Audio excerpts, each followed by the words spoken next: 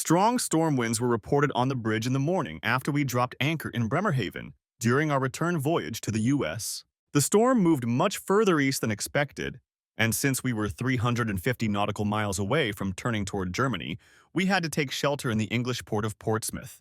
This was not a big deal, except that according to protocol, we had to leave the harbor at the next turn. Nevertheless, the order was given to head for Portsmouth and wait for a later departure. The container ship Molly Sen, registered in Panama, is 260 meters long and carries 6,150 TEU of cargo, mainly industrial goods and components for car factories in the U.S. This was my 18th ocean voyage on the Molly. When we docked in Charleston, I had a few decisions to make.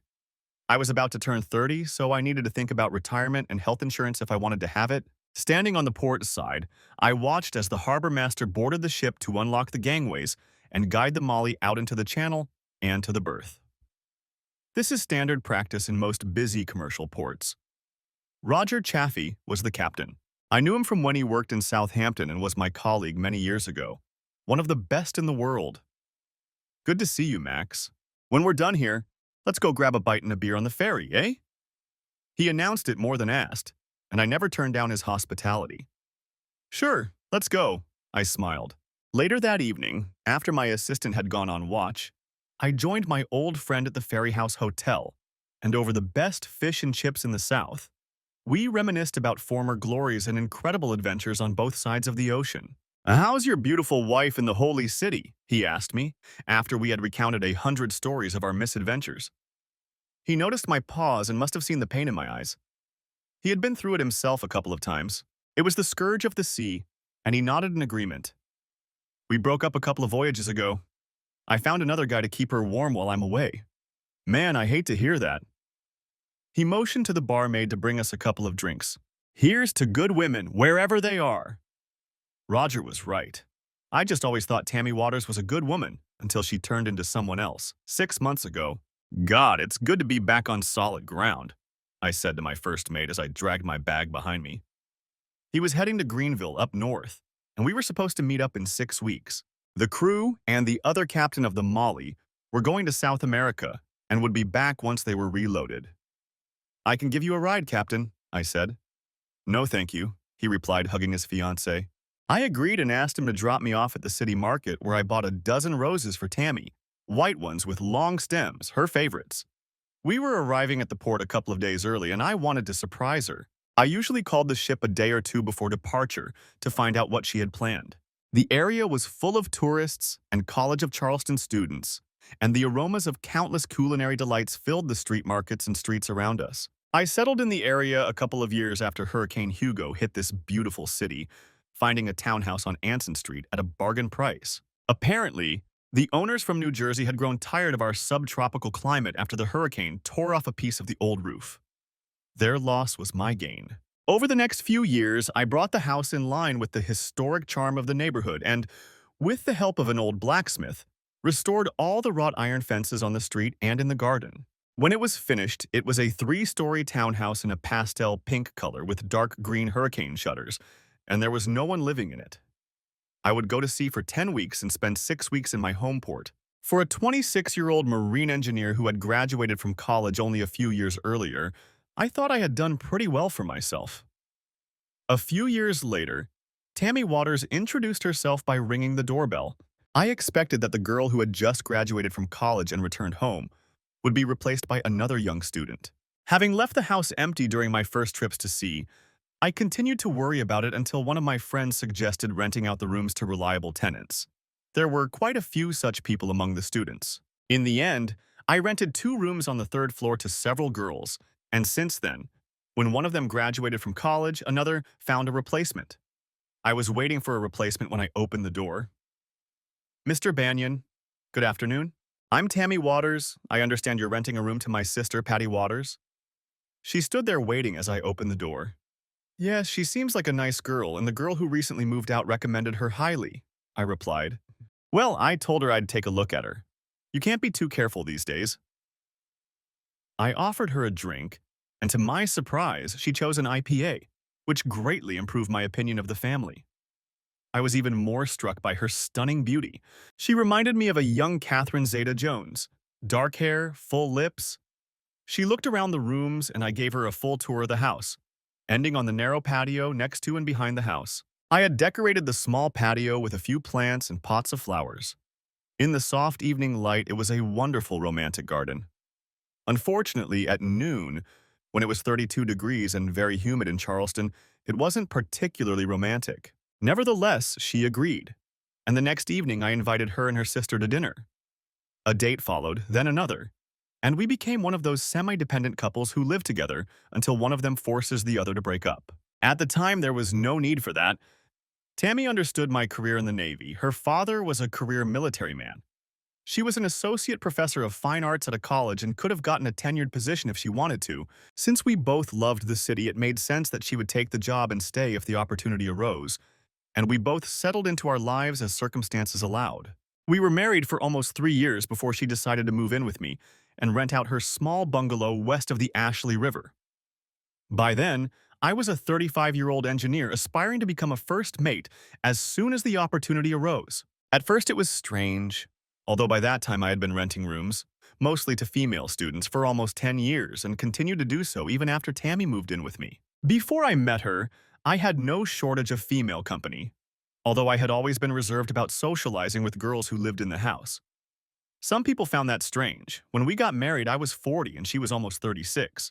We had no plans to have children. She was unable to have children for medical reasons, although she seemed to have come to terms with this since finding out in her early 20s. Given our lifestyle, it was never an issue for either of us. I must admit that over the years I have had temptations, but I believe that it is not impossible. Over the years, I have visited more than 100 ports, from Charleston to the East Coast, and even to the distant shores of the Pechora in harsh Russia. In most ports, there are always women of various persuasions, some of them in low positions, others earning a captain's salary, but with rare exceptions when I was free, I always avoided these distractions. Tammy had her own temptations. There were so many men at home and at school to play with, and I spent weeks at sea, riding the waves. We had an understanding. We didn't cheat on each other because we didn't want to. Of course, either of us could have drunk ourselves into oblivion, and the other would never have known unless we missed each other. But we had to trust each other not to do that. I trusted her, and I know she trusted me, so after several years of marriage and a long life together, I was walking down Anson Street enjoying the prosperity of our life. "Good morning, Mr. Banyan. How was your trip, Mr. Shields?" Had been my neighbor since I bought the house. His wife had died a few years ago and he had found a new hobby, growing orchids in his rooftop garden. "Yes, sir. The sea was calm, and the food on the coast is good." I waved back as I turned the corner of my house. The latch on the iron gate leading to the courtyard from the sidewall had recently broken and needed welding, but the gate was still holding. I never enter the house through the front door. I always find it more convenient to look around the yard before entering the house. Tammy parks at the curb and uses the front door, as do guests, but my habits have no historical roots. The back door leads into a short hallway that leads to the kitchen and pantry, and then to the front rooms and bathroom. I threw my jacket on the back of a kitchen chair and found a vase of flowers. She had left a couple of croissants from the bakery on the table, and I grabbed them before entering the living room and taking off my shoes. There was still some time before dinner, so I went upstairs to change and unpack my things. Maybe it was my engineering background and attention to detail, but I noticed it right away. The toilet seat was up, and when I stepped into the shower, there was a bottle of shower gel on the shelf that I had never seen before. Blue gel with a more natural scent, not at all like the kind Tammy would use. It was masculine, like the raised toilet seat. The latter had been a problem in the past. In all the years that young women had lived in this house, I had never seen the seat up in the other two bathrooms. Tammy often reproached me for this, but after a few months of living together, she had taught me the needs of the weaker sex. So seeing the seat up in our bathroom after being away for almost 10 weeks was unpleasant. I guess it's not as unpleasant as catching them in the act. One of my friends witnessed that sad scene and spent a month in jail, making sure the other guy spent a month in a cell too, even though they weren't even married. No, it was bad enough, though I kept telling myself that there might be a damn good reason why the seat was up and a man's washcloth was lying in my bathtub. I couldn't think of one, but there could be. I finished getting dressed, went downstairs to check the messages on the board, then went outside, put on a friendly expression, and headed to Henry's house for a pint of beer. Henry's house is a local pub in the neighborhood, catering to those of us who like to have a drink and listen to jazz to calm down a bit. The bar is run by my old friend Such, and I can always count on special treatment and advice, whether I want it or not. "You look like a cat that got your paws wet, old man," he called out to me as I walked in. The meat market folks didn't leave until evening, so there were only a few regulars in the place. "When did you get back?" "Didn't you hear me whistle?" "I whistled twice," I replied. He just laughed and said he thought it was a little sign. Satch got his nickname because of his pleasant appearance and charm, as well as the cool jazz he loved to play in the bar. He also loved his regulars, although they had been changing a lot lately. I and half a dozen other people had been frequenting the place for many years. Several had left because of scheming spouses, and a few more had moved away. "Maximilian's Gold IPA is on its way," he announced into the microphone. His name was Maxwell, but I never paid attention to his quirky expressions. "Hey, before I forget, Dave Hoff was here asking if you guys had stopped by yet." Dave was one of our regulars who we lost because of his affair with his wife and his move to another town. But he's a young guy with a good head on his shoulders. His ex-wife Tracy, on the other hand, is a stupid bitch, but give her time and she'll figure it out. She lost a good guy. "He left you a letter," Such exclaimed from the end of the bar. I opened it, enjoying my delicious beer, and was surprised to find a wedding invitation to Lake Texoma, Oklahoma. My laughter must have been heard across the street. "He's marrying his ex's sister, for God's sake," I roared with excitement.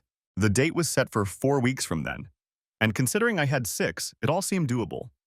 "Let's drink to Dave and the crazy thing he's about to get himself into." I raised my glass to our small group gathered that day. Then I downed my pint and gathered my thoughts to go outside. Tammy didn't get home until 8 o'clock, and I didn't call her to tell her I was back. Instead, I just sat in the armchair by the living room window looking out at the street, and at one point even regretted not having a soft-coated house cat.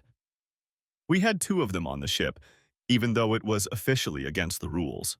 The sidewalk was already beginning to fade into twilight when her car pulled up to the curb a couple of houses down, and I was just finishing my second pint of ale since I'd gotten home. I had a million questions, twice as many doubts, and not a single answer, especially when I saw the 2 of them approaching the sidewalk. I was damn sure they were both heading for their love nest, but she turned, hugged the man, and kissed him, after which he got into an Audi on the other side of the street, the one with a Charleston College sticker on the windshield. I had met him before. He was the head of the department where she worked, a cocky man with the mind of a scholar and the personality of a fool, 12 years older than me. I almost laughed.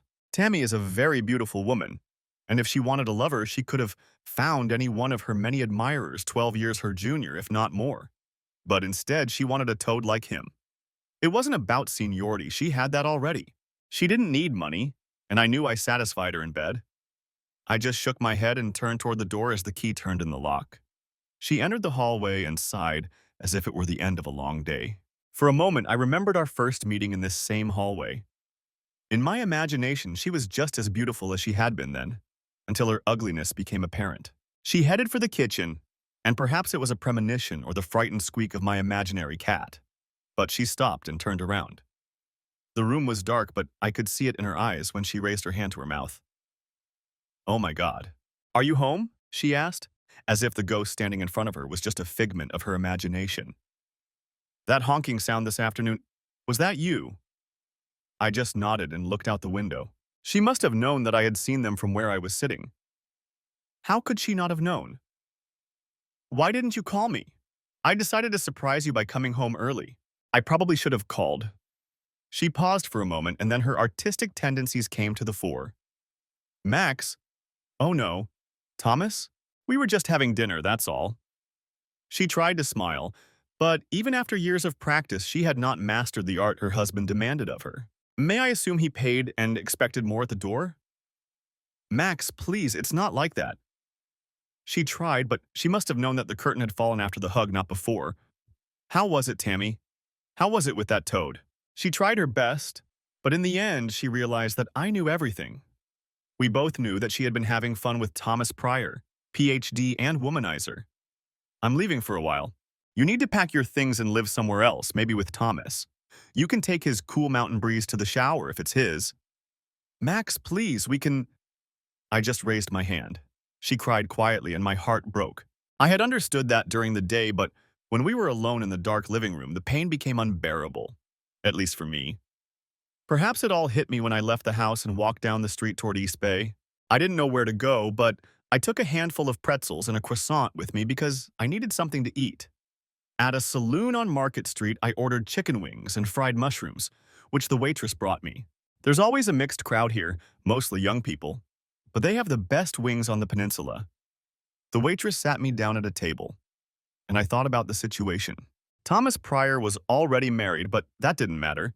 He probably liked Tammy's ass better than his own wife's, and I'm damn sure that's the case. Rumor has it that Mrs. Pryor wrestles cows in her spare time. I know it's wrong to think that way about her, but I couldn't help laughing at myself to keep my lightheartedness and sanity. Nevertheless, he and or someone else had been playing in my house, and Tammy had to realize that this was cause for concern. When I entered the house, it was dark and surprisingly quiet compared to the cozy home I had returned to a few years ago. As far as I could tell, Tammy hadn't packed much and her car was gone. When I looked in the shower, the body wash was gone. Maybe she had taken that with her or thrown it away, I didn't care. Feeling beaten, I threw my shirt on the back of the bed and fell into a restless sleep. When dawn broke, I abandoned my habit of eating breakfast and decided instead to take my bike and ride to the Battery on the peninsula. I needed to relax and think, and sitting on a stone bench overlooking the harbor and the distant surroundings provided an exceptional opportunity for both. The problem with thinking is that you can think too much and end up changing your mind about everything you originally thought. Of course, I had to fight against the images in my mind. All the thoughts about what they were doing only increased my irritation. And then there were the really important things. I didn't want this marriage to fall apart. I had invested too much time and soul into it to destroy it like that. Whether it was my first date with Pryor or I had had several men in my bed, perhaps for several years in a row. That's the problem. Thinking too much when your mind is idle or unoccupied. Both lead to an almost Faustian bargain to fix everything. Almost to trading your soul to have things the way they were. And that's the problem. I no longer knew for sure how things were before. One thing I knew for sure. I needed to sit down and talk to Tammy, putting aside the clouds of destruction for a while. Her boss had been entertaining her in my bed while I was at sea, and she didn't seem to see anything wrong with it. It was a big hurdle to overcome, if it was even possible, and I didn't know if it was. Later, I found out that Tammy had moved in with her sister, the one who had rented my room when we first met. Tammy had kept the bungalow and, when her sister's marriage fell apart, allowed her to move in after the previous tenant's lease expired. I didn't know if Pryor had met her there. We had to wait to talk.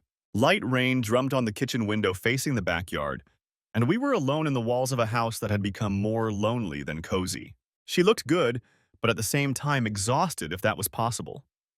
Maybe it was my imagination or my desire. I don't know. Max, this isn't what I wanted. Please believe me. What did you want, Tammy? I replied, trying to catch her train of thought. She didn't know how to answer that question. Damn, I couldn't blame her for that. I wouldn't have known how to answer that question if I were in her shoes. Do you really want the Prius? She just laughed sadly, her face expressing conflict. God, no. We can't work together now. It was a stupid mistake, Max, and there's no excuse for it.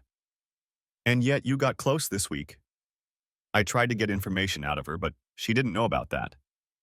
No, Max, I broke up with him for good the night I left here. I called him from the bungalow.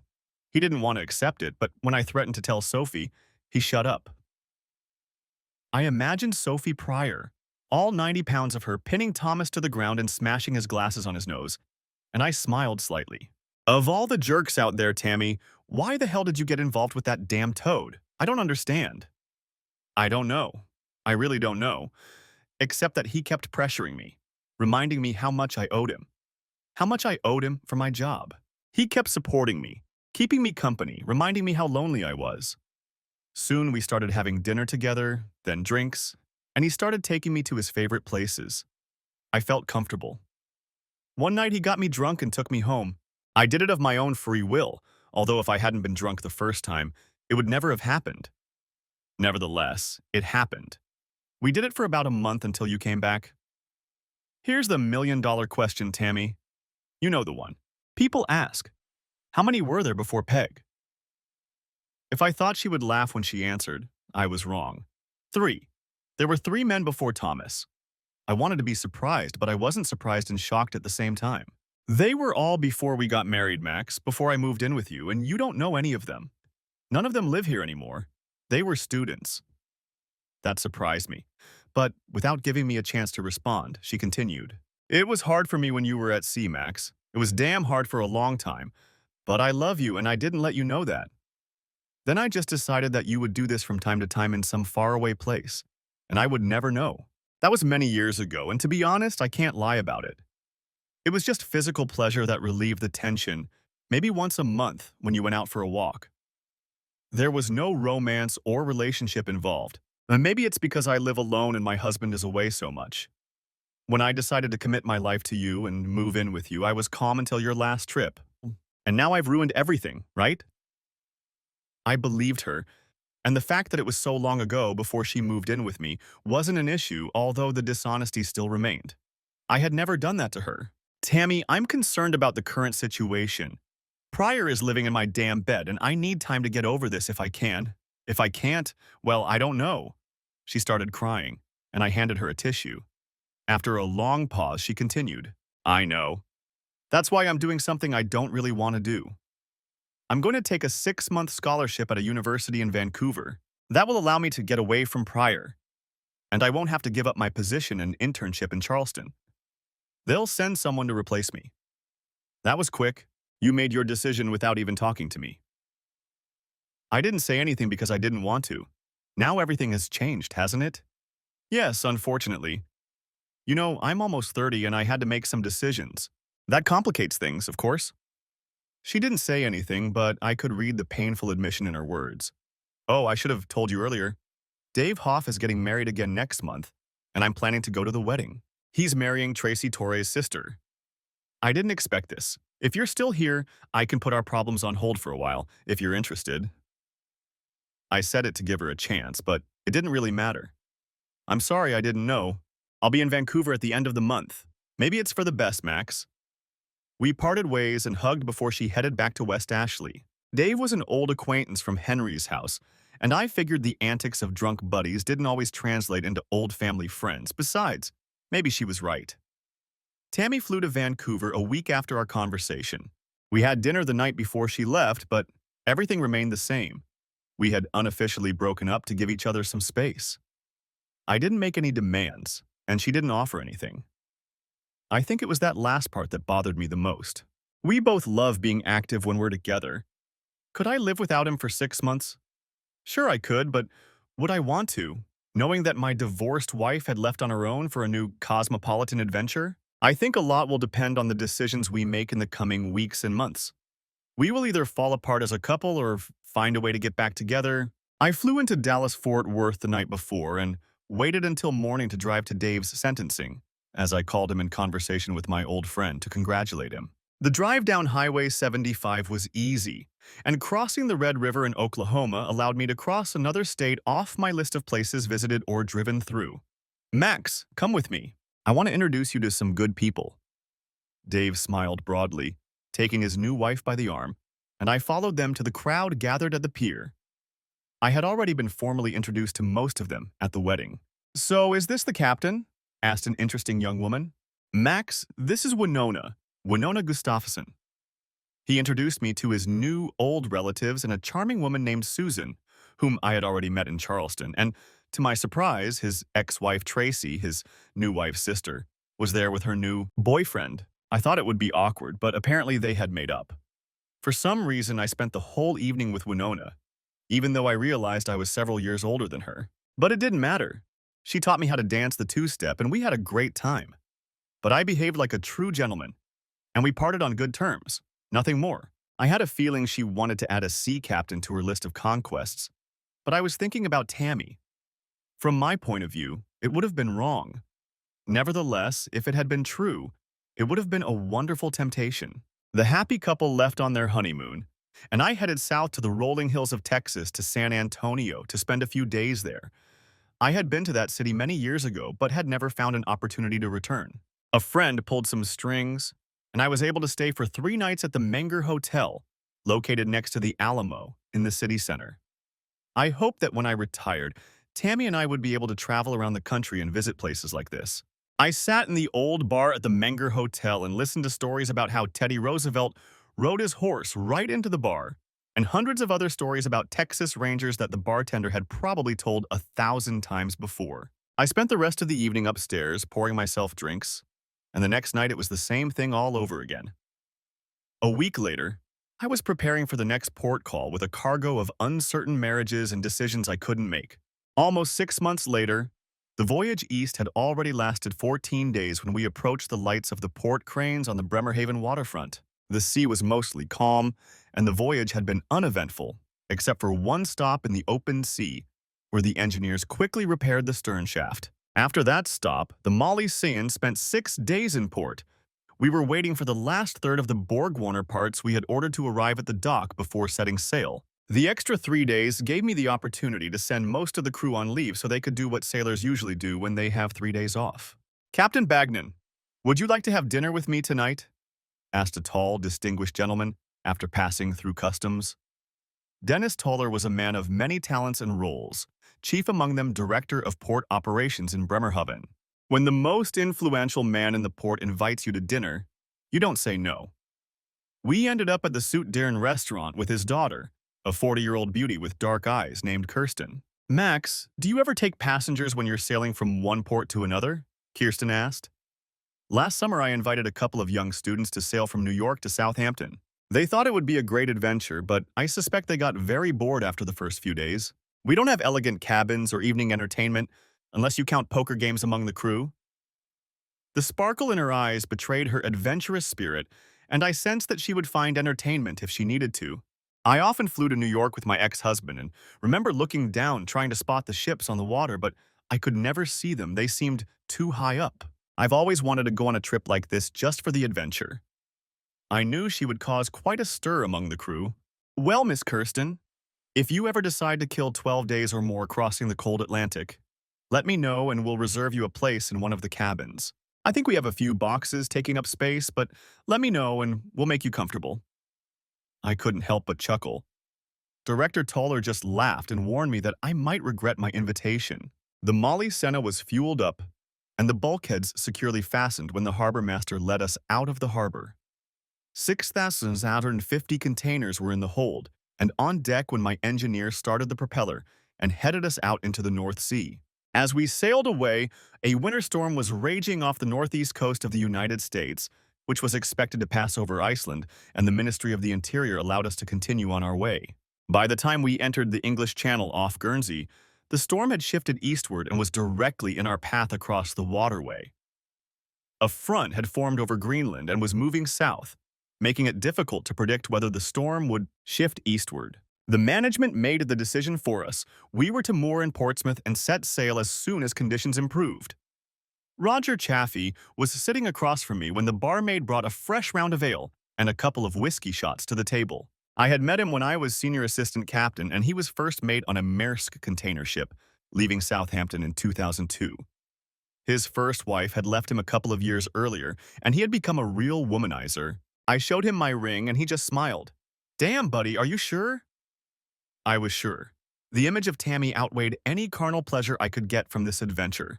But it didn't matter. Roger disappeared down the stairs with both girls, one on each arm, and I didn't see him again until midday the next day. He couldn't wipe the smile off his face all the way to the dock, even if he'd wanted to. "So she's gone for good?" he asked me. I told him about my return, my discoveries in the last 6 months of her life in Vancouver.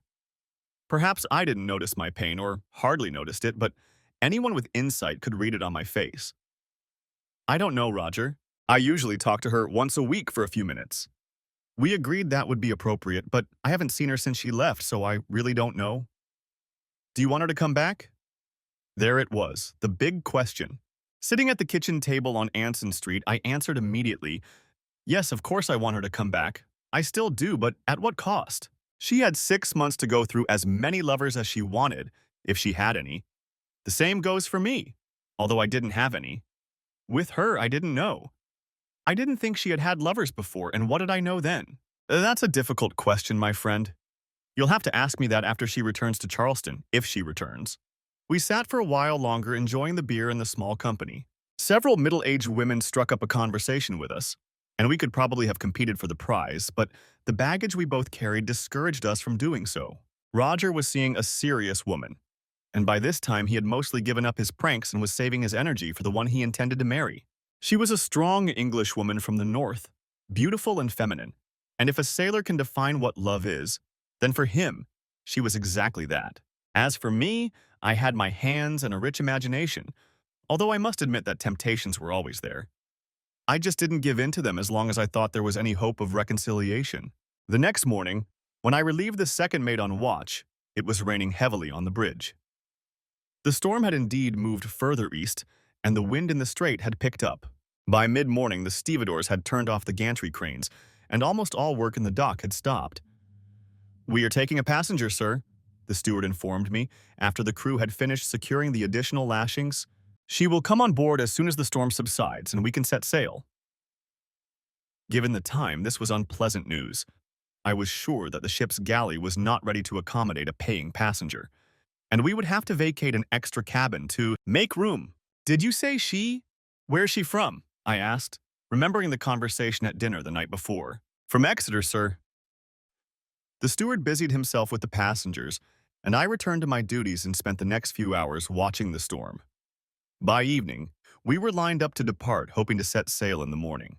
"Our passenger, Miss Siver, has come on board, sir, and the chief mate has escorted her to her cabin. Shall I set the table for the captain at 9 o'clock, sir?"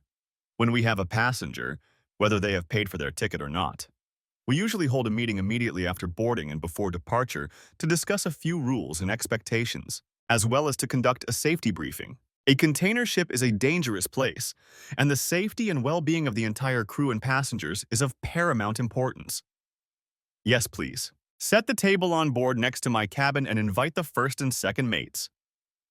In accordance with custom and tradition, I changed into my dress uniform, put on my cap, and, turning the latch, entered the wardroom. "Captain Max, what a stunning impression you make." She smiled broadly at me.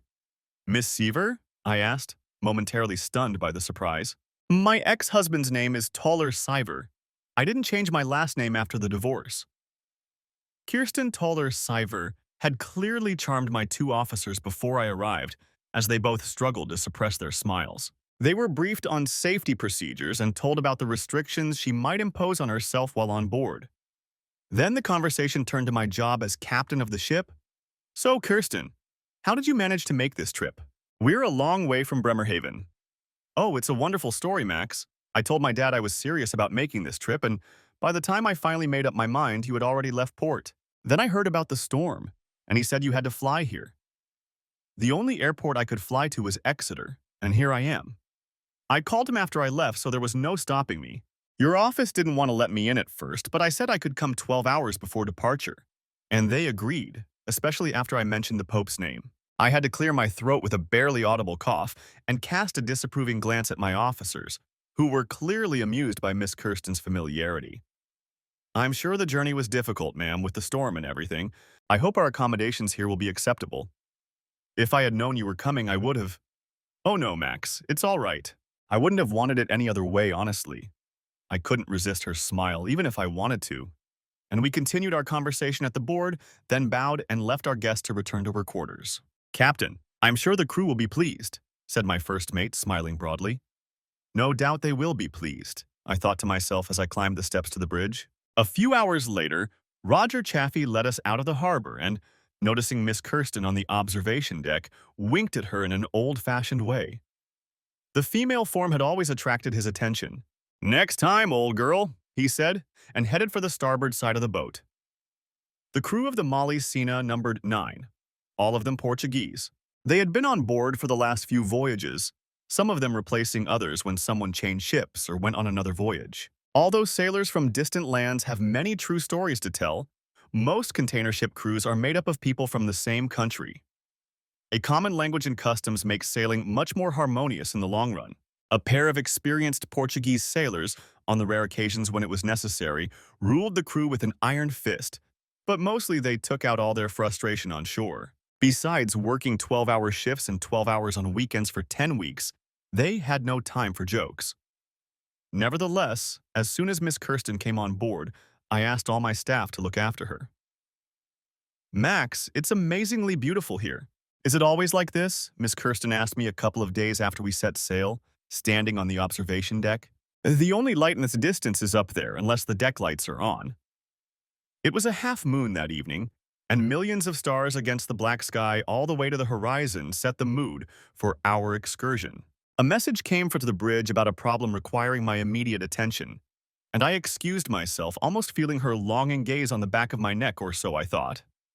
My staff dines in a cabin for 6. Since 2 seats are always occupied, we usually dine as a party of 4.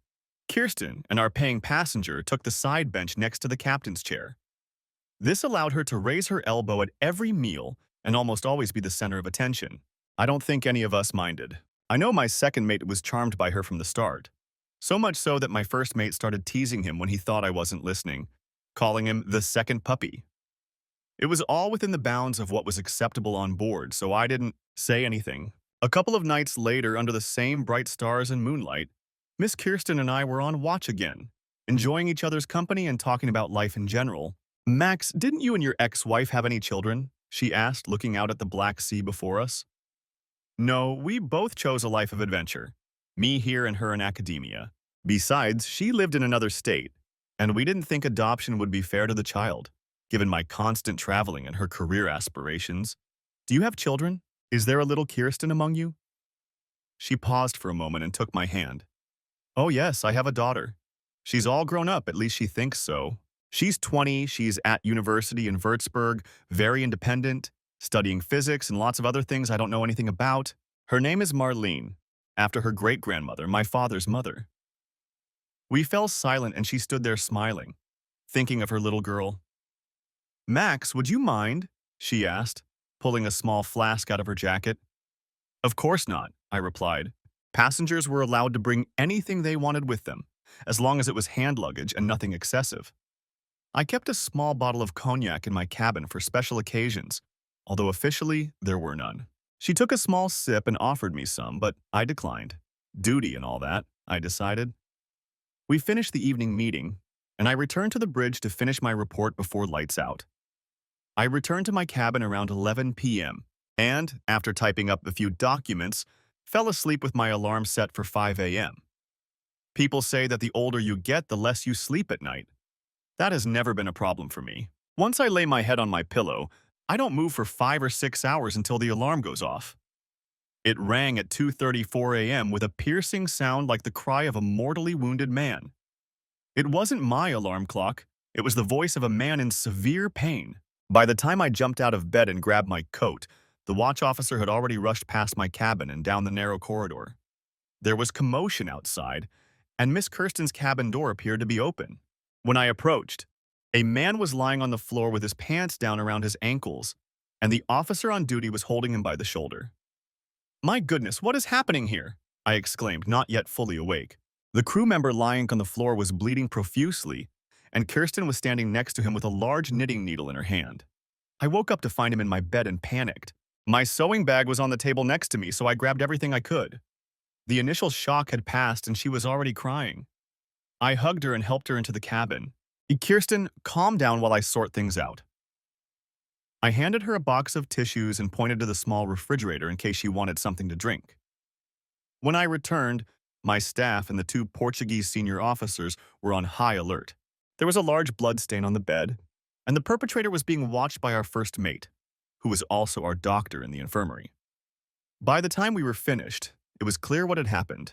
The Portuguese had been working on deck during the voyage, repairing the rigging, and had used makeshift tools to break into Kirsten's cabin. The cabins are locked with a rectangular latch that can be opened with tools devised by one of the crew members. Crew members are not allowed to go above the 3rd rail on Deck D of the bridge unless called for duty. The perpetrator climbed over the railing into the cabins and entered the room. I'm sure he regretted going on this trip.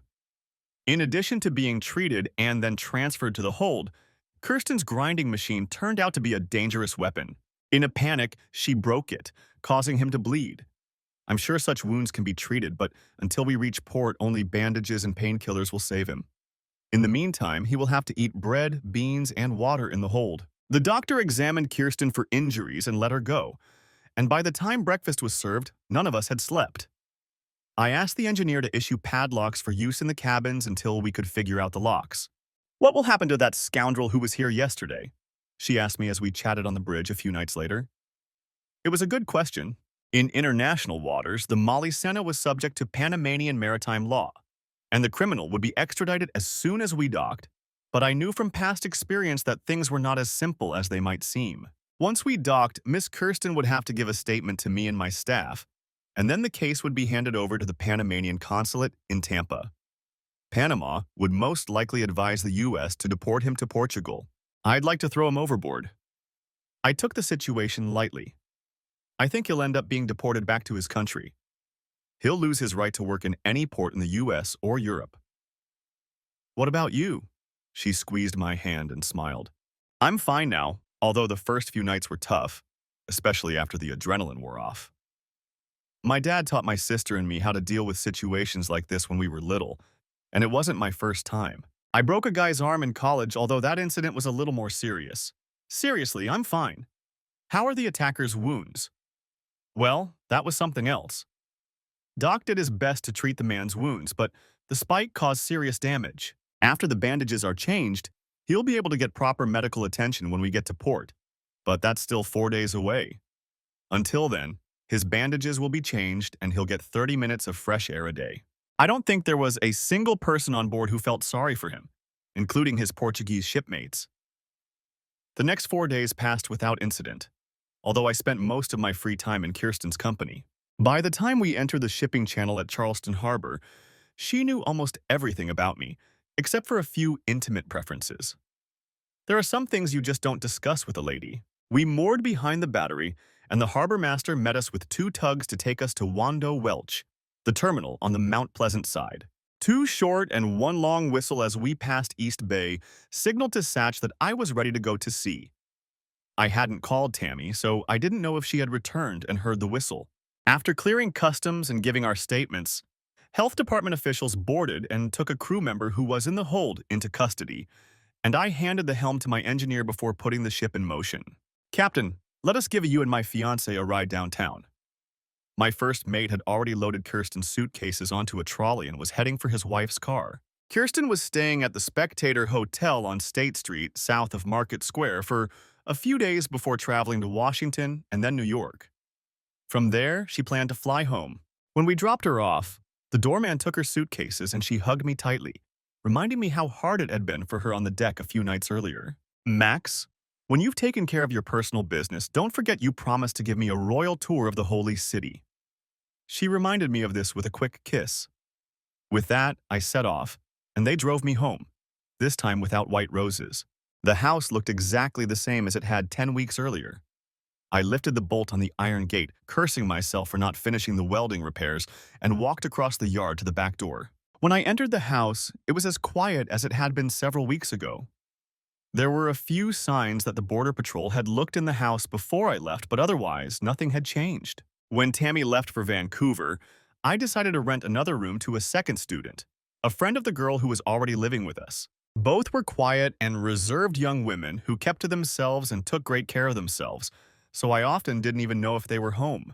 One of the girls left a couple of messages next to the phone, and as I looked through them and the stack of advertising flyers next to them, I saw that Tammy had forwarded a couple of business letters, and there was a note from Mrs. Sophie Pryor in the stack. Mr. Banyan, please call me when you get back to town. Miss Pryor.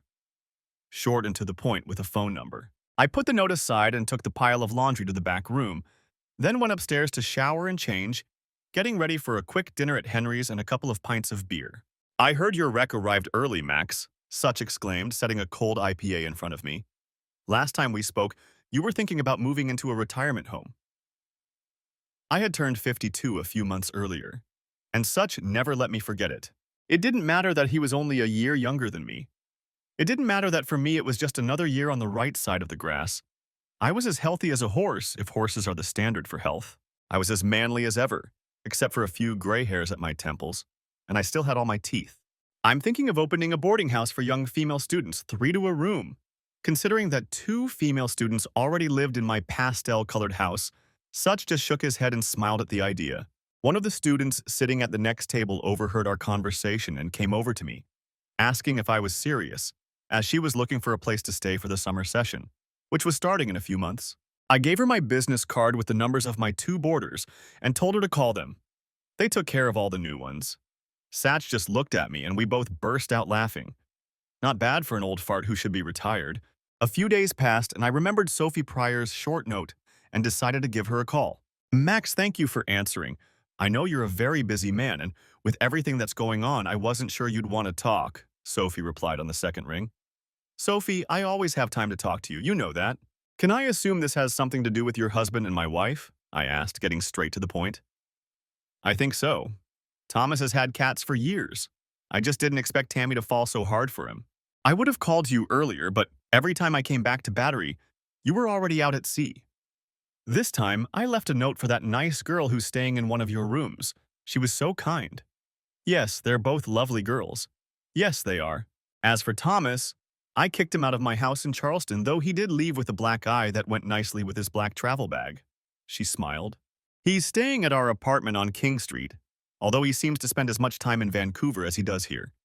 According to his secretary, he's attending scientific conferences.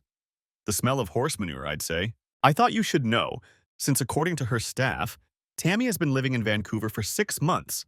I really don't understand what she sees in him. Nevertheless, Max, she called me a month ago and asked me to talk to Thomas, apologizing for a 10-minute crying fit. Apparently, she was tired of his stalking, and he didn't want to leave on his own. I got the impression that he tried several times to stay with her, but she wouldn't give in. I realize that doesn't excuse her months with Jim Dahlberg, but at least she came to her senses about Thomas. I took care of him on my end. As soon as those words left her lips, my heart sank, and I cursed myself for not noticing it sooner. Jim Dahlberg is a visiting professor of humanities at Kingston University in Ontario who has long ties to Vancouver. We've had dinner with him several times over the past couple of years and even invited him to our house. Perhaps Sophie was bothered by the long pause. Max, you didn't know about Jim? No, Sophie, this is news to me. My God, I thought that after Tammy left for Vancouver, it was all over. Do you know how long this has been going on? Max, I really don't know. You know, people talk and so on. I heard rumors last year. All I know is that it was still going on when she called me. Or at least she was living in the same apartment. I checked the contact information for both her and Jim at the university, and it's the same. Sophie, thank you for telling me about this. Seriously, it means a lot to me considering everything that's going on right now. I promised Sophie I'd stay in touch and ended the conversation. Sophie, you're a crafty old lady for setting her up like that, I muttered to myself. In addition to the revelations about Tammy and Dahlberg, I also learned that Thomas Pryor was, in essence, a kept man, as he did not own any of the assets he had acquired with Sophie and had no claim to her wealth or property, as she had inherited most of it before their marriage. They lived on Battery Row, the most prestigious address in town. She also had an apartment on King Street, and she told me she had decided to move his things out and change the locks on his poor Toad. 6 months apart only strengthened their resolve, and although I should have been furious at this revelation, I took it surprisingly calmly. Of course, I was furious at the deception, but it no longer seemed strange. From the mistress's point of view, it made perfect sense, as Jim Dahlberg was easy prey for any serious contender. Thomas was just a damn toad, there was no other way to describe him, and I still couldn't understand it. There had to be something else to the story. In any case, I looked at the ring on my finger and, without thinking, took it off and placed it in the candy dish on the mantelpiece. Hello, my sea captain, she said when I answered. I hadn't thought about Kirsten since my friend and I had dropped her off at the Spectator when we arrived in port. Good afternoon to you too, Miss Kirsten. Max, how has your family been since you got back? Everything's the same, I'm afraid. I'm living alone again, I replied, not wanting to go into details. She paused, then turned to me. I need a dinner companion, Max. I hope you'll be kind enough to spend the evening with me. I've booked a table for 2 at the Oak Restaurant. It comes highly recommended, and afterwards we can take a stroll down the street. It's such a beautiful evening. It's much nicer here than in snowy Bremerhaven. She pressed herself close to me and pulled me along. Pick me up at 7 in the evening in the lobby on the first floor. I don't know if I agreed, but when we finished talking, I found myself in the closet upstairs looking for a tweed jacket I really liked. And then I headed for the shower. If I thought about Tammy at all, her image was clouded by the distance and visions of Jim Dahlberg. I know I wasn't thinking straight, but the elixir, if it hadn't worked, had at least intoxicated me enough that I was able to have dinner and go for a walk. I got ready and, half sitting, headed down Anson Street. At 6:55, I was sitting in the spectator bar, sipping bourbon from a glass and waiting for Miss Tuller-Siver. When I looked up, she was standing there. "God," I whispered, trying not to breathe. She just smiled and hugged me in a European way. "Miss Kirsten, you look magnificent as always. Captain Banyan, you are a man of beautiful words. What woman would ever tire of being called magnificent?"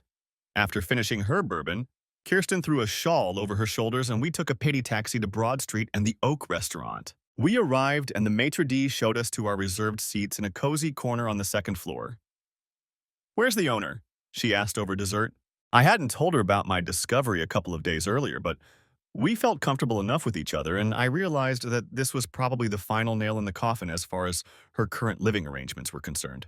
"No hope of reconciliation?" she asked with unflappable seriousness. "I don't see how that's possible." A spark seemed to light up in her eyes. "Is that why you're not wearing a ring?" I had completely forgotten about it, but she was right. It was over between me and Tammy. "Let me put you up for the night and then we'll go for a walk around town," I suggested. We went out onto Broad Street.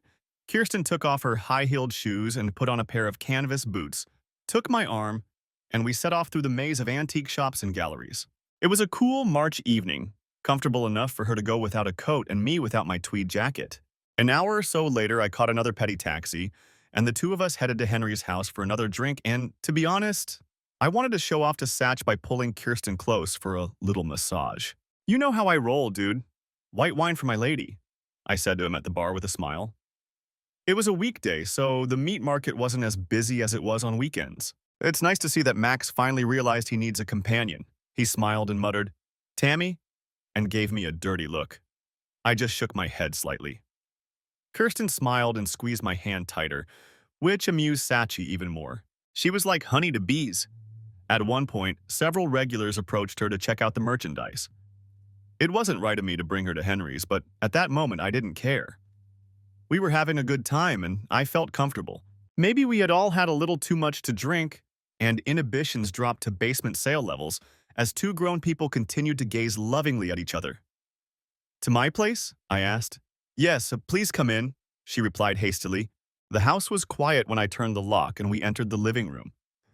Two female students lived on the third floor and I rarely saw them in the evenings, which was probably for the best, as I hadn't mentioned them to Kirsten. We jumped on the bed, or rather lay down on it, and thanks to the alcohol and the late hour, we soon fell into a peaceful sleep. When I woke up, it was already close to noon, and Kirsten was already up. I didn't hear her when I went to take a shower, and when I returned to the bedroom, she was gone. I threw on a robe and a t-shirt and went downstairs to the kitchen. "Good morning, Captain Max," Kirsten exclaimed cheerfully, sitting down at the table with my two students. Both of them were spreading butter on muffins with sweet smiles. "The girls and I just had a nice chat after they kindly picked up my things this morning," she said, nodding toward her clothes on the empty chair. That was very nice of them," I said, trying to suppress a smile, and poured myself a cup of freshly brewed coffee. The girls giggled and left the room, and Kirsten assumed a feigned air of superiority. "I just forgot to tell you that I took apart the board upstairs." She made the face women make when a man realizes he's screwed up, but not too badly. "It's okay, they're nice girls. I think one of them has a crush on you, Max." "Don't break her heart," she smiled. We enjoyed breakfast, and after cleaning up, I walked her through the market square, and by lunchtime, we were sitting at a cafe terrace. "Max, what are you going to do about your wife now? I know you said it's over, but does she know that?" It was a fair question and one I really didn't have time to answer.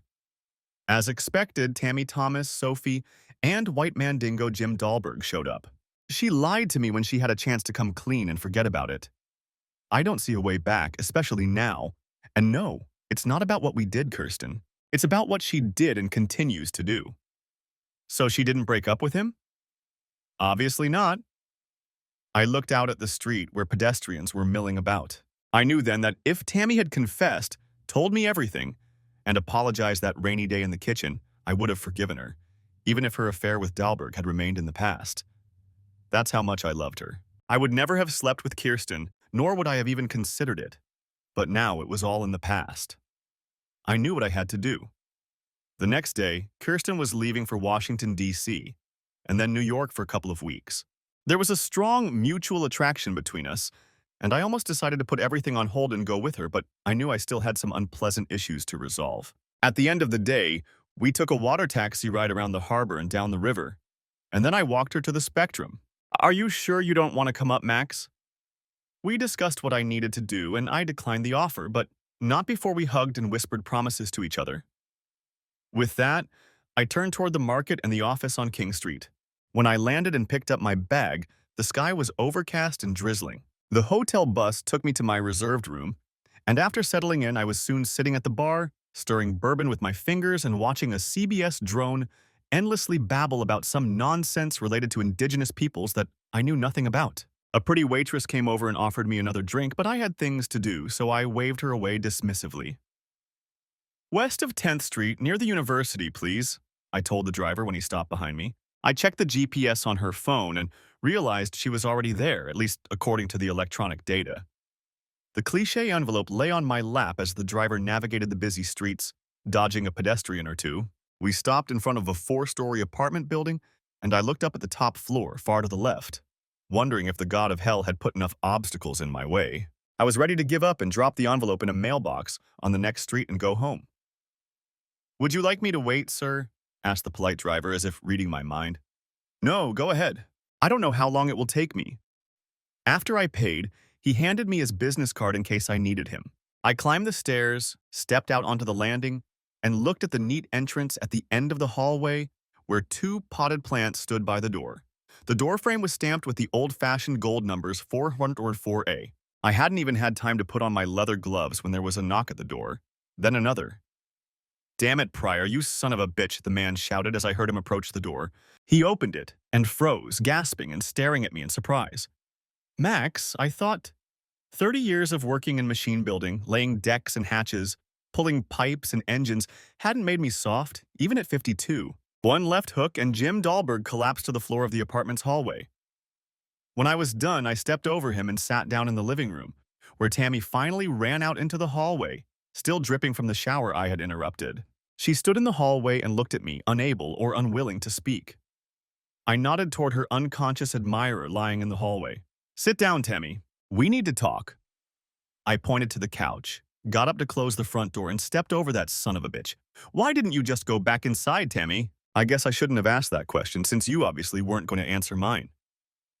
Dahlberg hissed, and Tammy rushed to his aid. Max, you couldn't have done that. What were you thinking?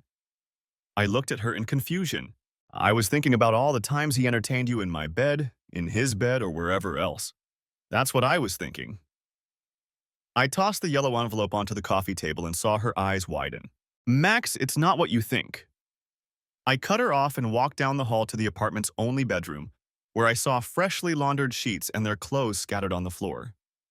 Tammy helped Dahlberg to the couch, where he lay in a daze.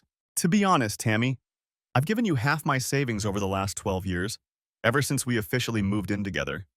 We each have our own pensions, so don't make a big deal out of it. I had my own house before you, and you have your bungalow in West Ashley. I won't make this difficult. Just sign the papers, and I'll move your things across town. She looked as if the Grim Reaper had broken into the house and washed the upper floor in blood, and Dahlberg sat like a Canadian chipmunk with a swollen and bruised jaw. Max, let me go home, talk it over, and see if we can work this out, please. I just shook my head. Tammy, I almost fell in love with you when I first saw you. And to be honest, I still do. But you broke my heart. I can never trust you again. How can I? It could have been 30 people, not 3. I'll never know. And what difference does it make? No, you killed us. And I don't see a way back. You can't say that, Max. You can't. I looked at her standing in her clothes in an apartment thousands of miles away from me, nodded to Jim Dahlberg, and then shook my head. God, Jesus Christ. Don't come back to the house, Tammy. There's nothing left for you there. The girls will know you're persona non grata on Anson Street. Just sign the papers and live the way you've been living all this time while I was gone. I turned away so she wouldn't see the tears in my eyes and walked out. When I reached the stairs, I looked back. She was standing in the doorway, crying. I continued on my way and headed downtown, hoping to get away before the local police caught me for impersonating a criminal. The next day was a long, quiet flight back to Charleston. The local police never showed up at the hotel, and I left Vancouver with a confused soul and an even more uncertain future. No matter what I told myself or what she did, I still loved Tammy, despite my almost insane attraction to and desire for Kirsten. No matter what, I knew that my 20-year relationship with my wife and mistress had just slammed the door shut on me. There was one pint of beer left in the brewery as I scanned the numbers in the newspapers in front of me. In 3 months, I would be 30, and if I continued to serve, I would be doing it for the bank, not to increase my pension. Healthcare wasn't going to get any better with an 80-20 ratio, so if I were a practical man, I would have retired and lived as a gentleman of the city. But I wasn't that practical. My love of the sea proved stronger in the end, and I stayed with the company for another year. Max, I'm very sorry to hear the bad news about you and Tammy. You've come a long way. Satch was as sincere as he could be. He had tried to do it himself 3 times but never managed it. Yes, but it's not the end of the world. We'll both get over it and move on. I was lying. Things weren't so good. When I returned from Vancouver, I painfully packed up all of Tammy's belongings and, as promised, drove them in a truck to her sister's bungalow. Sea captains don't cry, or so the instructions said. I was stoic and determined until I had to unload her boxes and unpack their contents. And then I stopped. Those stupid bastards who think burning a bitch is some great cleansing of the soul never loved a woman the way they love now. They talk about it, about how they're going to get revenge, but none of them ever stood on the ashes of what they created. I stood in an empty room and cried like a damn baby, 6 feet 2 inches and 200 pounds of empty shell. Then I went to Henry and got drunk. The booze cured my hangover and I started living it up again. And there were still 2 weeks left before the next batch. 2 weeks left. The Molly Sane was on its way again, 3 days from Charleston, and I was lying in my bunk watching the news and reading my personal mail. Kirsten sent me letters from time to time asking how I was doing. One evening when she was in New York, we talked on the phone for a long time about our fight. It's not easy to move on from one woman to another. I would even say it's impossible. In our case, there was an attraction between Kirsten and me that neither of us could explain, and she understood that my heart still belonged to another woman and, whether out of calculation or oversight, gave us a wide berth. This only strengthened my attachment to her. Weeks passed, and there was still no word from Tammy about signing the papers. After a short trip from Rotterdam, we docked in Bremerhaven, where we spent 3 days unloading and loading the ship. Satisfied that I was safe, I gave the crew 24 hours off and taken the watch, went ashore to pursue my own search. The taxi stopped in front of a 3-story stucco house on Helgolandstrasse, and as it drove away, I looked back at the house. A face flashed behind the curtain, and when I pressed the doorbell, the door swung open before I could release my finger. "Max, I've been waiting for you," she whispered, and threw herself into my arms, pressing her face against my neck. At that moment, I couldn't say a word, just enjoying the passion and desire I felt for her. Her lips pressed against mine, and we stood in the hallway with the door open to the street. "Come in, please," she said in a hoarse voice full of desire. Somehow, we made our way into the living room. She led me into the kitchen, poured us a glass of cognac, and we drank to my long-awaited arrival. Sitting down, I looked around her house.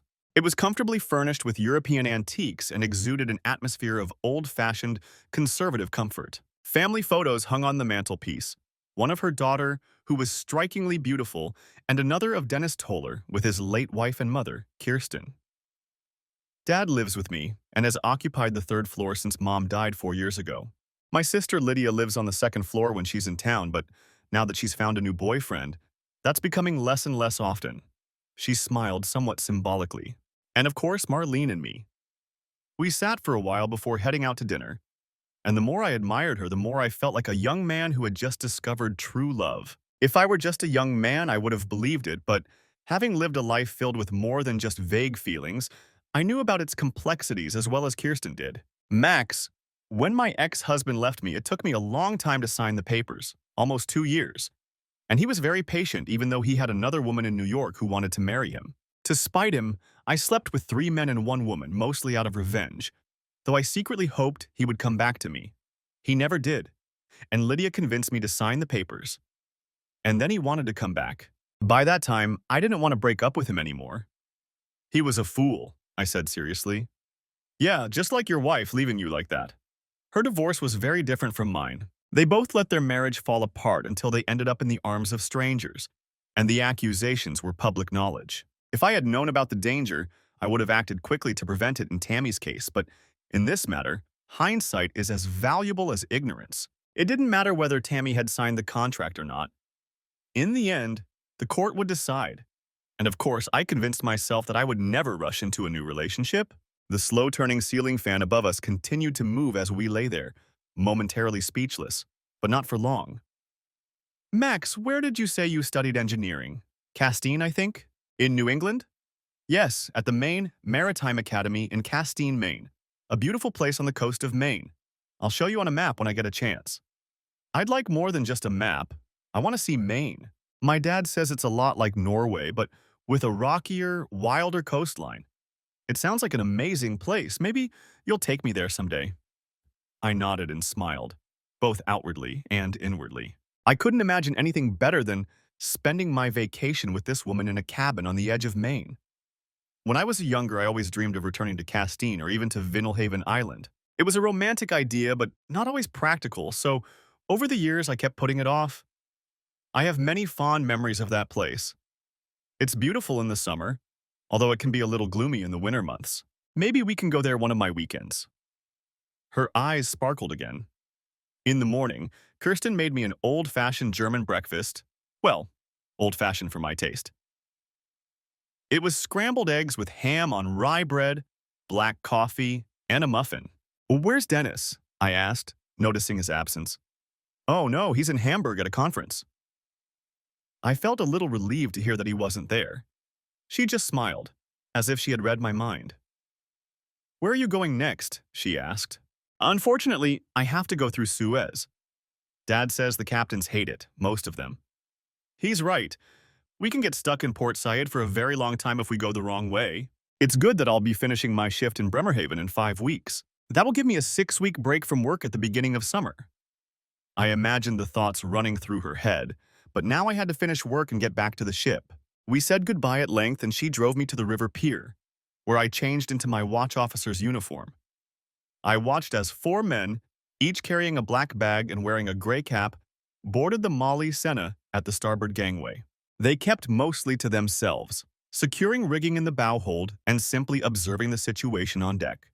They were PMSC riggers, mercenaries from a private maritime security company hired by several shipping companies to work in the Indian Ocean because of the Islamic pirates rampaging in the Gulf of Aden, the Mozambique Channel, and even off the coast of Madagascar near Saint-Denis on Reunion. We were carrying cargo destined for Athens, South Africa, and Argentina. Otherwise, I would have avoided the route through the Horn of Africa at almost any cost. Captain, Port Said has given us direct access to the canal after passing Zakros, reported my first mate. This was good news. It meant that most of the trade traffic was behind us and we would be allowed to enter the canal without waiting. As we passed Port Said, the riggers became much more active, taking up watch as we headed south. It wasn't just the pirates of the Indian Ocean that were causing concern. Radical Islamists on both coasts were a constant thorn in our side, even though the Egyptian army controlled most of the territory.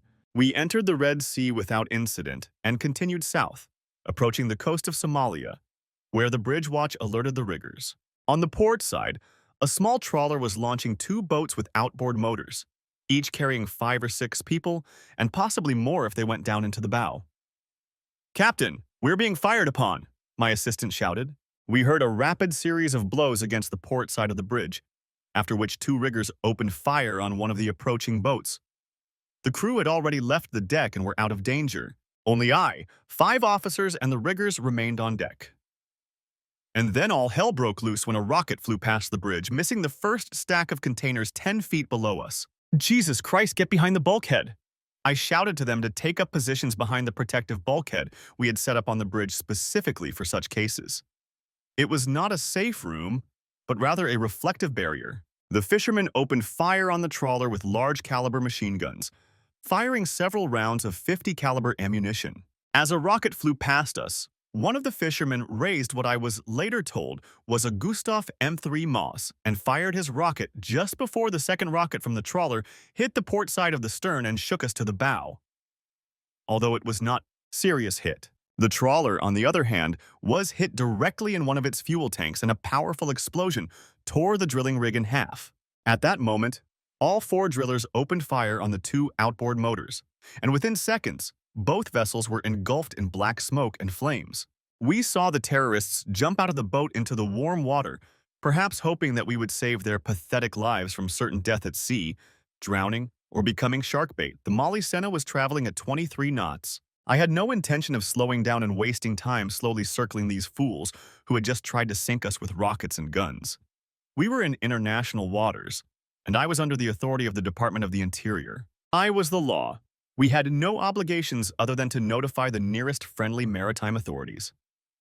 As long as we stayed afloat, we didn't stop for a minute until we reached Cape Town. Hey, Captain, I have one man with a superficial wound to his left arm. He is being treated. Two of my men have collected all the shell casings they could find, and with your permission, we will regroup and prepare to continue our voyage. We are not yet out of range. He was a young man, about 30, who reminded me of a former naval instructor I had in school, and he was right. We had a long way to go. By this point, the adrenaline was starting to wear off and I needed to sit down. It's one thing to anticipate something like this, and quite another to actually experience it. That's when I decided I'd had enough. 2 voyages in a row with serious incidents. First with Kirsten, and now this, a bloody terrorist attack by pirates. I decided to tell the office that I'd changed my mind about staying late. In the meantime, I sat down my first and second mates, put 3 glasses on the table, and poured 3 fingers of brandy into each one. To the open sea and to the money we've earned, guys. We clinked glasses, drank, and did it again before I called the office on the satellite phone. 3 weeks later, we were crossing the English Channel, heading for Bremerhaven. The PMSC workers disembarked in Cape Town and flew to Indonesia for another assignment. We had only minimal damage to the stern and 2 damaged containers. Overall, it had ended well. My Portuguese team didn't think so. One of the senior officers said that, in his opinion, more than half the crew would quit as soon as they went ashore. "They're not soldiers," he said. "Who are they, really?" I thought, opening an email my lawyer had sent me a few days earlier. The plane landed in Charleston, the second leg of the flight from Frankfurt am Main via Dulles, and I took an Uber to the peninsula. My old neighbor, Mr. Shields, had planted a new row of roses along his windows which were in full bloom. "Your girls are a great help to me, Mr. Bagnon. They're both good girls," he said, when I brought him the pastries he loves so much from Kaminsky's. "The 2 best." I smiled and turned to the iron gate. The locksmith had soldered the bolt and everything was fine again as I trimmed the old flowers on the path to the back door. With a cup of fresh coffee, I began rereading the letter I had received from the lawyer a few days ago. Tammy still hadn't signed the papers, insisting on a so-called second chance, and sitting here in the house. She had returned to Charleston a couple of weeks ago, apparently her months-long betrayal coming to an end. Anger made the steam rise from the collar of my shirt as I reread her platitudes for the 10th time, and I immediately ruled out any meeting in this house. I simply couldn't imagine the circumstances that would make us forget her infidelity.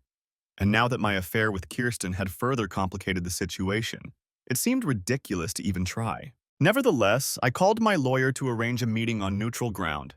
I was craving a kebab, and he scheduled the meeting at Bessinger's, a restaurant west of Ashley's. I filled a 4-compartment styrofoam container with stacks of port wine, ribs, and side dishes, then grabbed one of the outdoor picnic tables and asked the waitress to bring a pitcher of sweet tea. The meeting might be unpleasant, but I was going to eat like a king. A few minutes later, Tammy joined me with a much smaller portion. I gave her mine. "Tammy, this is your meeting," I muttered, bringing a bun with sauce to my mouth. She didn't waste any time. "I want to go home, Max. I want to go home to try to get back what I foolishly and rashly threw away. I know it won't be easy, but I'm asking you to give me that chance." She didn't realize it, but that meant she wanted to go back to that rainy day on Anson Street and do everything over again. I couldn't agree to that. I grabbed the plastic bottle of Carolina hot sauce and poured some on my fork. "Remember last year's Christmas party? The one where Jim Dahlberg tied mistletoe around every woman he could get his hands on, including you? That jerk knew where the bathroom was on the 2nd floor. Hell, he knew where everything was, didn't he?" I took a bite of my smoked pork sandwich and savored it, waiting for her response. I know it sounds frivolous, but she had already broken my heart and I had cried all the tears I could. I wanted to know something else. I wanted to know about that damn toad, Thomas Pryor. At that moment, Tammy was on the verge of tears, but she pressed her lips together. Thomas blackmailed me, she said quietly. One afternoon, he caught Jim and me and threatened to tell you. He filmed us on his phone. God, Max, I didn't want any of this. Everything got out of control, and then Thomas showed up. I couldn't think straight, and when Jim told me to go to Vancouver, I thought it was over. I didn't know Jim would show up. I was weak around him. He has such an effect on women, I don't know why. I know what this is, Tammy. This is a cheating wife, a wife who has been cheating on me for a year and a half. It was before that Christmas, wasn't it? She didn't need to answer. I could see it in her face. I almost expected blackmail. I convinced myself that I would have to deal with it later. Tammy, I don't see any change since Vancouver. I think this meeting was a waste of time. Max, we've been together for over 20 years. You can't just walk out on everything.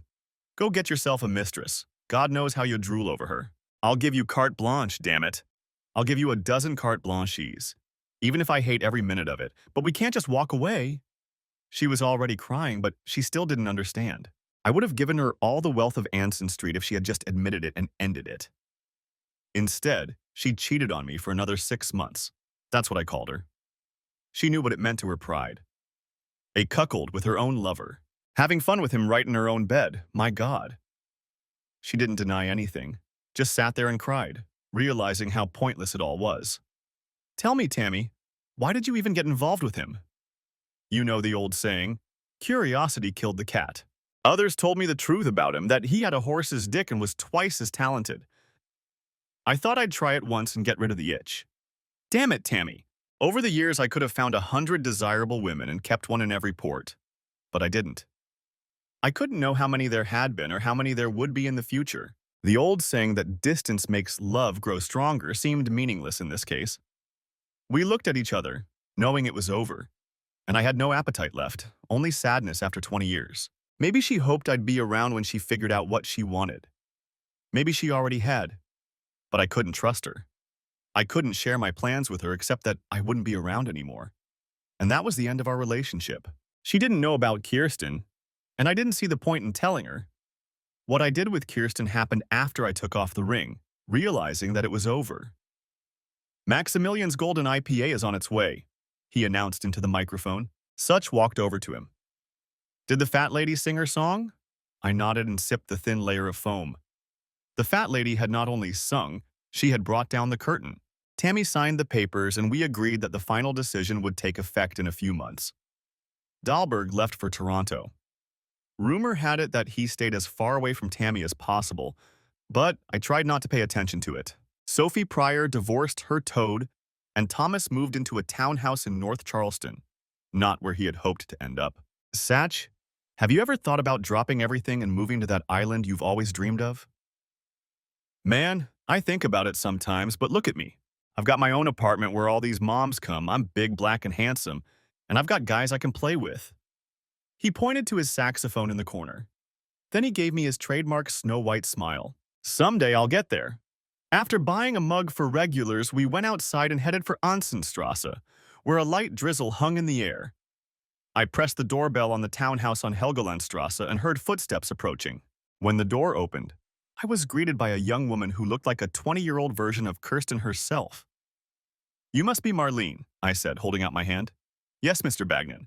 My mother said you would be coming by today. Please come in. Please call me Max. I followed her into the living room, leaving my bag in the hallway, and she invited me to make myself comfortable. Having studied girls her age for over 25 years, I was used to varying degrees of beauty and ugliness. Marlene was unique in her own way. Any man who charmed this girl had to thank his lucky stars. Mom said she'd be here for dinner. She put the tea in front of me and sat down opposite. She's been very excited for several days. A few minutes later, the front door swung open and Kirsten entered the room. Seeing us, she rushed over to me, hugged and kissed me, while Denise shook my hand. Lunch was pleasant, and after the table was cleared, Kirsten and I sat in the yard and enjoyed the moment before putting our bags in the trunk of her car. Marlene was going to drive us to Frankfurt am Main and then continue on to Würzburg. The next morning at 10 o'clock, we rented a car and drove to Castine on the Penobscot Bay. Our plane arrived in Bangor, and we had a few hours' drive ahead of us. A few months earlier, I had promised Kirsten that I would take her to the coast of Maine. And now, with the colors of autumn playing around us and the weather mild, it was the perfect time of year. I rented a cottage for a week, and all we had to do was buy groceries and settle in. Mr. Banyan, may I call you Max? Asked the distinguished gentleman. Of course. I'll call you Dean Gardner if you don't mind. We both smiled as the dean of the Maine Maritime Academy led me into his office overlooking Castine Harbor. It happened by chance when I ran into an old acquaintance from MMA who was managing a cruise ship out of Fort Lauderdale. He called a friend, who called another friend, who in turn asked the dean to call me. It was about finalizing the terms of a contract to teach engineering as a visiting professor at the academy. We came to an agreement, and soon I was rushing to a rented cottage near the Dice Head Lighthouse. You got it, right? Kirsten exclaimed when she saw my beaming face. Of course I got it. You didn't doubt it, did you? I replied, lifting her up and carrying her to the soft bed. The next day, we had to make a decision, where we wanted to live and for how long. I still had my apartment on Anson Street. She had an apartment in her family home in Bremerhaven, and I now had a part-time job here in Castine. We were sitting on the shore at Dice Head, looking across the bay at Aylesborough, when Kirsten asked, "Why not there?" "Well, the ferry goes across the bay, not here. I'd have to take the ferry to Lincolnville and then drive over an hour to get to Castine. I'd need my own boat to get here." "You're a captain, Max. It can't be that hard, can it?" She looked at me with that expression women get when they can't believe how stupid we men are about some things. Later that evening, I searched the internet for used boats and found several excellent options, one of which particularly appealed to me. It was a former lobster boat that had been converted into a small pleasure craft for an elderly couple in Vinalhaven. It had a rebuilt Cummins diesel engine with only 200 hours on it. A couple of days later, $20,000 poor, it was mine. Kirsten found a house. It was a white cottage on the boardwalk overlooking Castine, a few minutes' walk from the marina where I could rent a parking spot at a reasonable price. The house wasn't cheap, but it had a garden and a tavern a mile away. I put down a deposit, and the owner let me rent it until the deal was closed.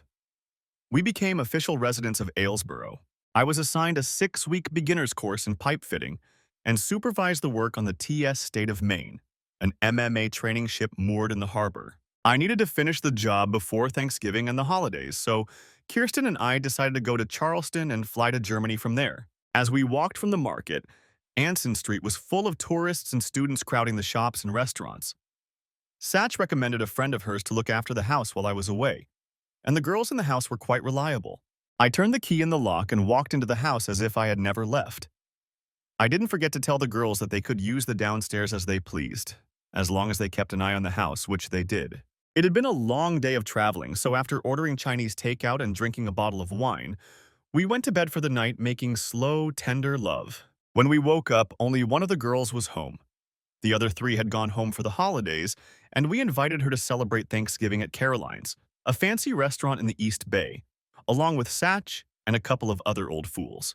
Everyone had a great time, and after we invited everyone back to her place, Satch and I relaxed on the porch, enjoying a good cigar and a bottle of excellent bourbon. "Man, you know I've been on my toes working for you. You know your ex-wife raised hell at the college, accused her boss of harassment, and then a bunch of other teachers came forward with accusations against him. It was in the papers. I think he's in deep shit, and people are saying he'll either resign or get fired." "That damn Pryor," I laughed, enjoying the pleasant taste of bourbon on my lips. "Yeah, but your ex isn't doing so well either, you know. She's been drinking for months ever since you two broke up. She came over to my place a week ago, got drunk, asked about you, and left with some sleazy guy a couple of hours later. That's her problem, Satch. She loves weirdness too much. Hell, I'm surprised she didn't offer you some too." He looked at me a little strangely, and then I realized what he was talking about. "She offered you, didn't she? My God." I laughed. "Did you sleep with her?" "No, dude. We've known each other too long to get involved in that kind of shit. I mean, she's cute and all, and if she were someone else's bitch, I would have taken her on the first day, but she's heavy baggage. And as long as you're alive, she's still your wife, even if you're divorced." "What about that beautiful woman you're with now? Are you and Kirsten getting married or what?" Maybe it was the bourbon or the sad thoughts floating in the air and the cigar smoke. I would marry Kirsten if we were both in a position to get married, but neither of us was going down that path. We were both divorced adults who loved what we did, and life was good. Why ruin it? I don't know. Maybe someday it will happen, but for now I'm enjoying life here in Maine, and even in Europe. Everything is fine as it is. We'll see what happens. I hadn't been to the bungalow on the Ashley River swamp in a long time. I think the last time was when Tammy wanted to renovate before her sister moved in after her divorce. Now the sisters live together. I rang the doorbell and waited a few minutes before Patty appeared around the corner of the house with a baby in her arms. That was something new. Hi, Max. If you're looking for Tammy, she's not here. That's okay, I wanted to talk to you. Hey, I don't want to get involved in what happened between you two, I interrupted her gently. That's not what this is about. She's your sister, and I've heard some things that are worrying me. Patty turned away and bit her lip. I heard she's not doing well, and I'd like to help if I can. She invited me onto the patio and offered me some sweet tea. She knows you have the new girlfriend, Max, and I think that's the reason. I don't know what to do. She drinks every night and started bringing guys home until I told her it wasn't okay with the baby. Well, I want her to do something to realize she needs to stop drinking. I want her to be a mother to the girls in the house. I have 4 now, and I'm thinking about having 2 more, but I need someone responsible to look after them and keep the house running. I thought you already had someone looking after the house, Patty asked, puzzled. I do, or at least someone who pays the bills and fixes anything that breaks. But with half a dozen college students living there, it would be nice to have a mom from the faculty who could keep an eye on them from time to time. I could see the wheels turning in Patty's head. We both knew Tammy wasn't an alcoholic. It was her crutch, and she needed something else for a while. I'd deal with the fallout eventually, but that could wait. What's the boy's name? I asked. At first she looked concerned. Oh, sorry, Max. I should have introduced him when you came in. This is Charlie. It's a long story, but I won't bore you. She tried to smile but couldn't. I was puzzled. Patty agreed to talk to Tammy and ask her to call me if she was interested. The call didn't take long. The sisters talked, and Tammy said how much she missed hanging out with the girls. She was reserved, didn't mention Kirsten, and didn't ask for any information. We established some ground rules. No alcohol with the girls, no men in my house, and she had to register with the dean's office as an outside tutor. The last condition caught her attention. If she slipped up, she would jeopardize her place at the university. She had to control her behavior and actions. It didn't matter if she saw it as an opportunity to cement her place in my life. She wasn't going to move in with me, and she could only see the others 2 or 3 times a week. Besides, I was staying in Maine with Kirsten anyway. You know you'll have to deal with her again someday, Prouda? Kirsten asked, lying in bed with me the night before my flight. Maybe I'll see you again. The sky above us was bright blue. The morning sun was approaching noon, and we were rocking on the ocean waves. A little girl was trying to open a pot on the deck that I had pulled out of the water a few minutes earlier, but she was so persistent that I sat down and watched her efforts. She grimaced and pulled her gloves up to her elbows as the lid opened and she reached inside. I'm sure the dark green crab with huge claws had other plans, but she pulled it out and tossed it into the white plastic bucket at her feet, where 4 others we had caught earlier were already lying. We were about 100 yards from the dock with my 8 yellow and black buoys, each holding a lobster trap on the ocean floor. The girl's mother stood on the dock, watching our actions closely. The little girl, Etta, waved to her mother as we returned to the dock. Etta was named after her grandmother, Marlene, and her mother, Kirsten, and at 6 years old, she was very advanced in every way. Say vorsichtig, Etta, Marlene exclaimed. I lifted the girl out of the boat and she ran to her mother, while I returned to work securing the rigging and delivering dinner. I stopped at the dock and looked out at the sea, where the distant shore was visible a mile away. Now I was home, where I had been before when I was young and learning the harsh lessons of youth and growing up. The 60-year mark was fast approaching, and Kirsten and I were comfortably settled in Islesboro. She was turning 50 in the fall, but she still looked as charming as she did the day I first saw her. She gave me firewood and rubbed my back when I needed it. We hadn't been to Charleston since I sold the house on Anson Street several years ago to the College of Charleston to be used as off-campus housing for the arts and humanities faculty. Tammy played an important role in bringing us back together as friends after she became the new dean of the college. She had given up drinking completely and was still living with her sister in West Ashley, helping to raise her nephew Charlie. According to Patty, she hadn't had anyone significant in her life since the divorce. Satch sold Henry's house and invested a small portion of the proceeds in a bar in Key West, bringing along a pretty blonde who was half his age. I still can't imagine him going for a fourth time, but last summer when they came here, they seemed pretty happy. It was a warm summer evening, and Kirsten and I were walking down the street of our village island to go to the tavern for a beer. At the northern tip, we came across a church and a meeting hall. We both stood there looking at the building. Do you think it would work? Well, it doesn't have a spire, but it's white. And we continued on our way to the tavern. The end. Thanks for watching. I hope you enjoyed it. Subscribe to my channel and watch the next video.